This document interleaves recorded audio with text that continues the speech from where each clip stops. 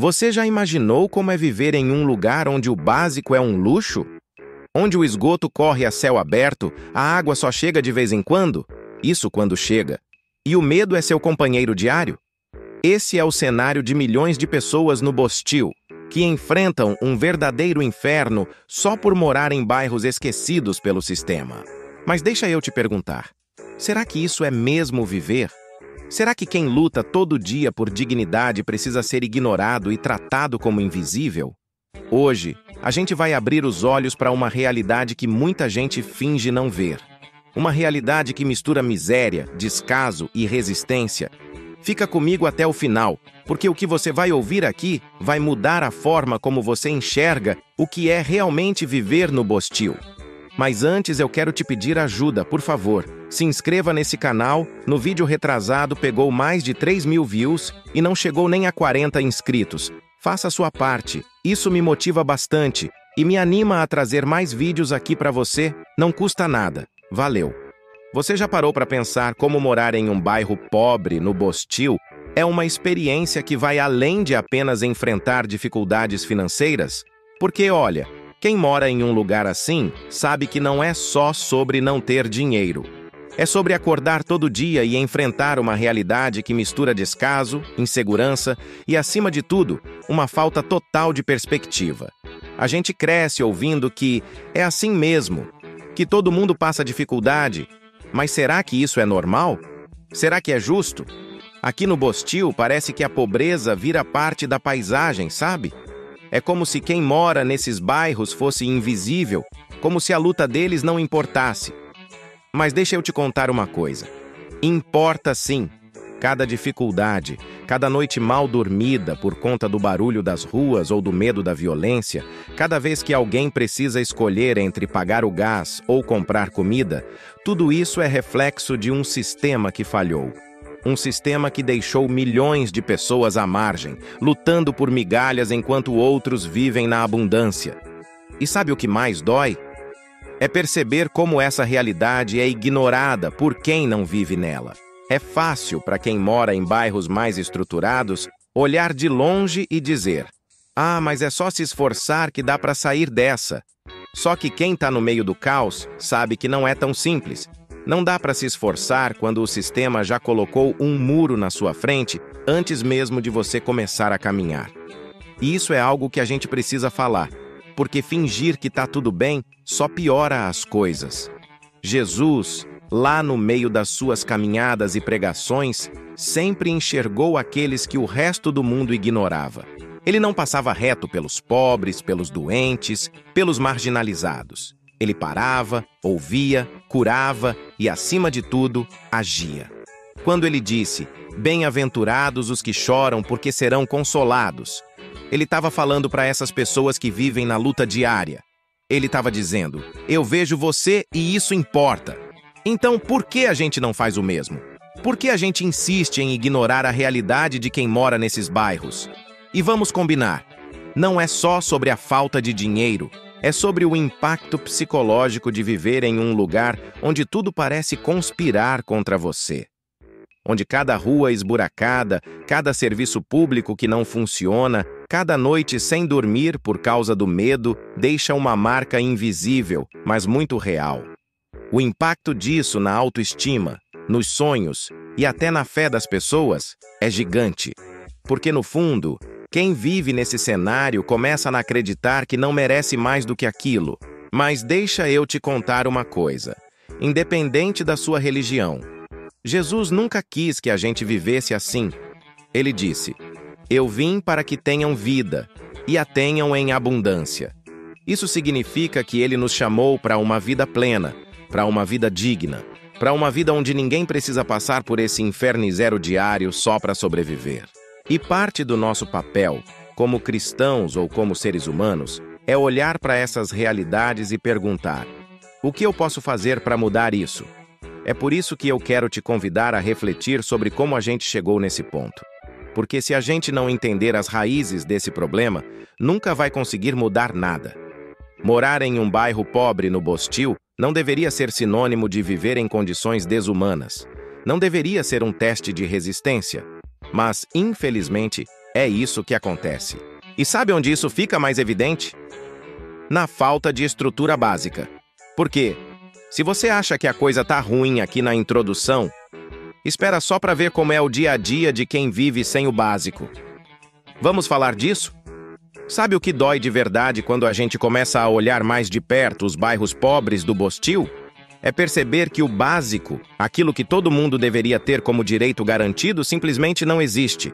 Não é só sobre passar por dificuldades financeiras, é sobre viver em um lugar onde as coisas mais simples, como água, luz, saneamento básico e transporte, são praticamente um luxo. E isso não deveria ser assim, porque o básico não é privilégio, é necessidade. Agora pensa comigo, como é que alguém consegue sonhar com um futuro melhor se nem o presente tem estrutura? As ruas são todas esburacadas, a lama toma conta a cada chuva, e quando não é lama, é poeira. E não é só desconforto, não, é uma questão de saúde. Porque onde não tem saneamento básico, tem doenças. O esgoto corre a céu aberto em muitas comunidades. E isso não é só um problema visual, é um perigo constante para quem mora ali. Crianças brincando perto de córregos contaminados, famílias convivendo com o cheiro e as doenças que vêm junto, e sabe o que é pior? A sensação de que ninguém se importa. Jesus, em sua passagem pela terra, nunca ignorou as necessidades físicas das pessoas. Ele curou os doentes, alimentou os famintos, multiplicou os pães e peixes, porque sabia que ninguém consegue ouvir sobre esperança e fé com fome ou dor. Ele entendia que as necessidades do corpo e da alma andam juntas. Agora me diz, como a gente espera que as pessoas que vivem nesses bairros encontrem paz ou esperança se estão cercadas pelo caos? Se o básico que elas precisam para viver com dignidade simplesmente não existe? A falta de água é outra realidade cruel. E não estou falando de água para luxo. Estou falando de água para beber, para cozinhar, para tomar banho. Em muitos bairros pobres, a água chega só em determinados horários, quando chega. As pessoas precisam estocar em baldes, tambores e garrafas, rezando para não faltar quando mais precisarem. E enquanto isso, quem mora em bairros mais ricos não faz ideia de como é planejar sua vida em torno de algo tão básico quanto água. Agora, pensa no que Jesus faria. Ele que encontrou a mulher samaritana junto ao poço e falou sobre a água viva, com certeza olharia para essa situação e perguntaria: por que vocês permitem que isso aconteça? Por que vocês ignoram a dor do outro quando podem fazer algo a respeito? Agora me conta aqui nos comentários. Você já viu ou viveu de perto essa realidade da falta do básico nos bairros pobres? Como é depender de água que só chega de vez em quando? Ou viver perto de esgoto a céu aberto? Quero saber sua opinião porque falar sobre isso é o primeiro passo para mudar. Deixa aqui nos comentários que eu tô de olho. E a luz? A gente já se acostumou a pensar na eletricidade como algo garantido, mas nos bairros pobres ela também é uma incerteza. A fiação precária é um perigo constante, e os apagões são tão frequentes que as velas fazem parte do orçamento. Mas olha só, usar velas numa casa de madeira ou alvenaria improvisada é um risco enorme. Quantas tragédias já não aconteceram por conta de um descuido, de um apagão que obrigou alguém a acender uma vela para iluminar o caminho? Isso sem falar na geladeira que não funciona direito, na comida que estraga porque a energia não é constante e no ventilador que para de rodar justo na noite mais quente do verão. E por falar em calor, vamos falar de transporte? Porque nos bairros pobres, depender de ônibus, trem ou qualquer outro meio público de locomoção é mais um teste diário de paciência e resistência. Os ônibus passam lotados quando passam e as paradas ficam tão cheias que parece que todo mundo está indo para o mesmo lugar ao mesmo tempo. O transporte público, que deveria ser uma solução, vira mais um problema. E quem precisa dele perde horas preciosas da sua vida só para ir e voltar do trabalho ou da escola. E sabe o que é pior? É saber que, enquanto isso, quem está no topo não está nem aí, porque eles nunca precisaram depender desse sistema quebrado. É triste, mas essa é a realidade de milhões de pessoas no Bostil, vivendo sem o básico e lutando todos os dias por dignidade. Se você acha que essas histórias precisam ser ouvidas e discutidas, já se inscreve no canal agora mesmo. Aqui, a gente não ignora a verdade, a gente dá voz a ela. Clica no botão de inscrever e vem fazer parte dessa jornada por mudança. Sua presença aqui faz toda a diferença. Jesus nos ensinou a enxergar o outro como nosso irmão. Ele nos mostrou que o verdadeiro amor ao próximo é aquele que se importa, que age, que busca aliviar o sofrimento. Quando ele lavou os pés dos discípulos, ele estava ensinando que ninguém é superior ao outro, que o maior entre nós é aquele que serve. Então, por que a gente aceita um sistema onde o básico é negado para tantos? Por que a gente continua tratando essas pessoas como invisíveis, enquanto elas enfrentam um inferno zero diário só para ter o mínimo? Se viver sem estrutura já é um desafio diário nos bairros pobres do Bostil, o medo é o que transforma essa realidade em algo ainda mais sufocante. Porque, além de lidar com a falta do básico, quem mora nesses lugares enfrenta uma sensação constante de insegurança. É o medo que te acompanha desde a hora que você sai de casa até o momento que volta. E mesmo dentro de casa, ele ainda está ali, te lembrando que nenhum lugar é realmente seguro. E o mais cruel é que esse medo não é só por causa do crime, mas também pelo descaso e pela violência do próprio Estado. Por um lado, você tem o tráfico, as gangues, as disputas de território. É o toque de recolher, os tiroteios, as balas perdidas que sempre encontram alguém que só queria viver mais um dia. Por outro lado, você tem as operações policiais, que entram nas comunidades com força bruta, sem se importar com quem está no meio do fogo cruzado. É como se o morador fosse refém de ambos os lados, sem saída, sem proteção. Jesus nos ensinou que o medo não deve dominar nossas vidas. Ele disse: "Não temas, porque eu estou contigo." Mas como é que alguém consegue acreditar nisso quando todo dia é um novo teste de sobrevivência? Como é que você encontra paz quando ouve tiros durante a noite, quando precisa se abaixar no chão da sua própria casa, quando tem que decidir se é seguro sair para trabalhar ou se é melhor esperar o caos passar? E isso não é só sobre violência direta, é sobre o impacto psicológico de viver com medo.